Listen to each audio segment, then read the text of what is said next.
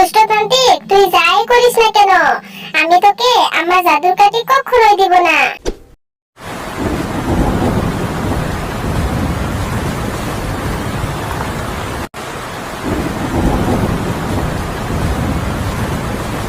মা, ও মা, বাইরে তো আজ অনেক বৃষ্টি হচ্ছে। হ্যাঁ রে মা, বৃষ্টি দেখে তো মনে হচ্ছে এবার বন্যা হবে। কি বলছো মা, বন্যা হবে? মা, আমার যে খুব ভয় করছে। দেখো দেখো মা, বাইরে কিভাবে বিদ্যুৎ চমকাচ্ছে। মা, বন্যা হলে আমাদের আবার ভাসিয়ে নিয়ে যাবে না তো? তুই অযথা ভয় পাস না রে মা, উপরবেলা যা করে আমাদের সকলের মঙ্গলের জন্যই করে। আর আমি তো তোর সাথেই আছি, আমাদের কিচ্ছু হবে না। তুই একদম ভয় পাস না রে মা। আয়, অনেক রাত হয়ে গিয়েছে, চল আমরা এখন ঘুমিয়ে পড়ি। ঠিক আছে মা, চলো আমরা ঘুমিয়ে পড়ি।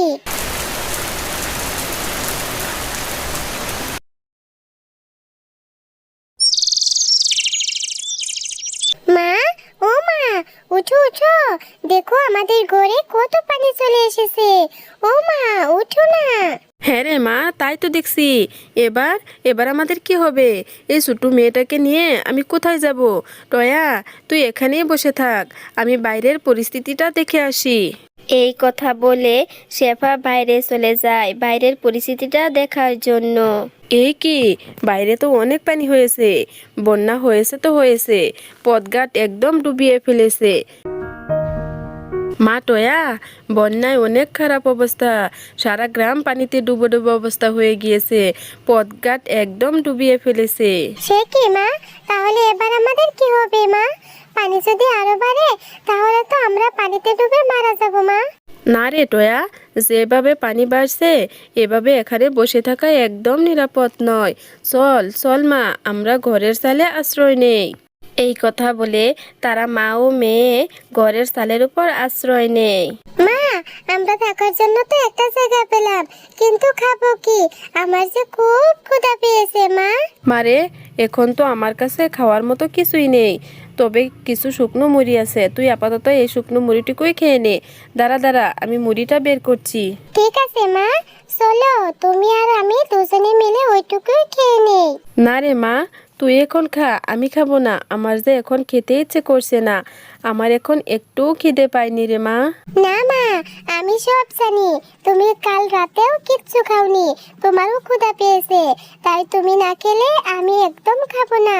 মারে, আমাদের কাছে তো অল্প কিছু মুড়ি আছে, এই অল্প মুড়ি দিয়ে আমাদের কিছুদিন চলতে হবে রে মা, তাই তুই এখন খেয়ে নে, আমি পরে কিছু খেয়ে নিব। ঠিক আছে মা। এইভাবে মা ও মেয়ের সেই দিন কেটে যায়।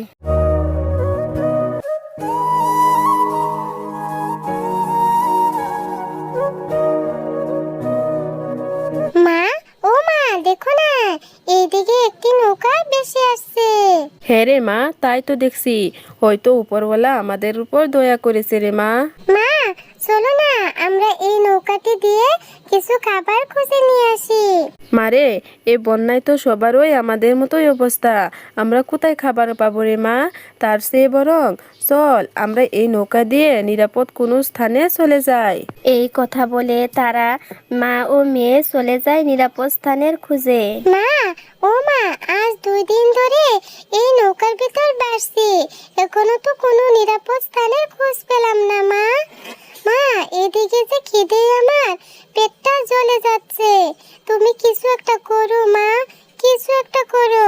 মারে, আমি যে খুব অসহায়, আমি তোকে এই অবস্থায় কোথা থেকে খাবার এনে দিব রে মা?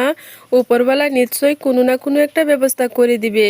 কাঁদিস না রে মা, আর কাঁদিস না, আর একটু ধৈর্য ধর মা।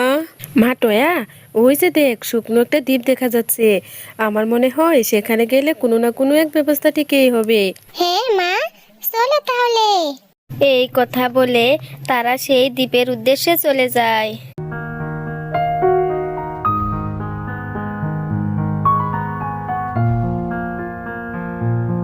মা, ও মা, দেখো না, দ্বীপটা কত সুন্দর। এটা কোন জায়গা মা? জানি না রে মা, এটা কোন জায়গা, কিন্তু এত সুন্দর জায়গা আমি জীবনেও দেখিনি। চল মা, সামনে এগিয়ে দেখি কোনো খাবারের ব্যবস্থা করতে পারি কি না। আচ্ছা মা, চলো তাহলে। মা, ও মা, কোনো খাবারের ব্যবস্থা তো হলো না, আমার যে খুব ক্ষুধা লেগেছে, আমি আর হাঁটতে পারছি না, আমার যে খুব কষ্ট হচ্ছে মা। আর একটু কষ্ট কর মা, আর একটু কষ্ট কর, দেখবি উপরওয়ালা সব ব্যবস্থা করে দিবে।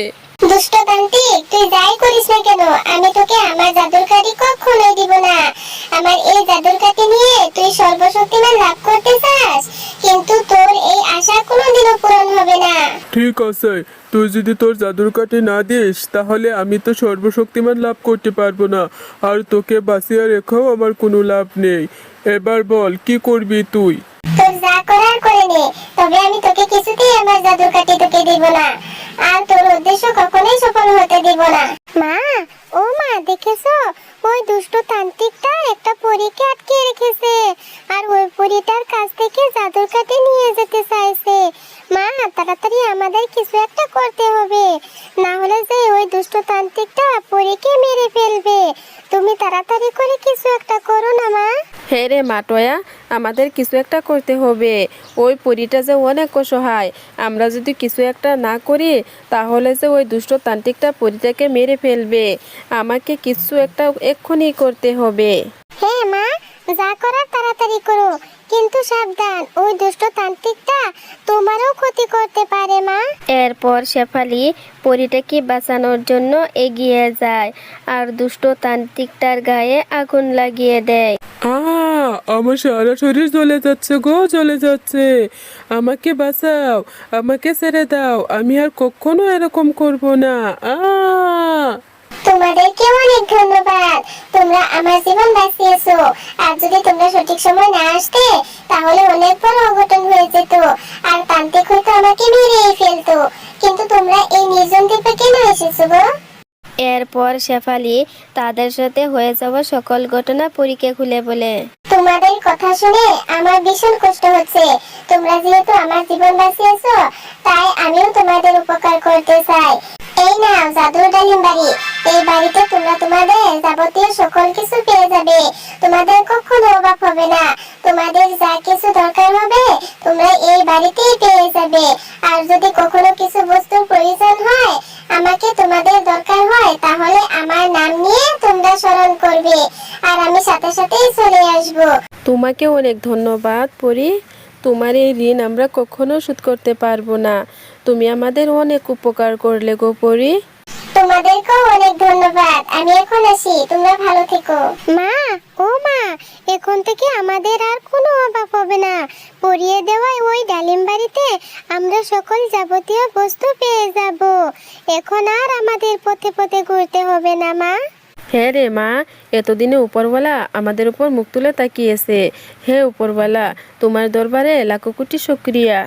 হ্যালো বন্ধুরা, গল্পটি ভালো লেগে থাকলে আমাদের চ্যানেলটি সাবস্ক্রাইব করে দিবেন এবং পাশে থাকা বেল আইকনটি প্রেস করে দিবেন। আমাদের পাশে থাকার জন্য অনেক ধন্যবাদ।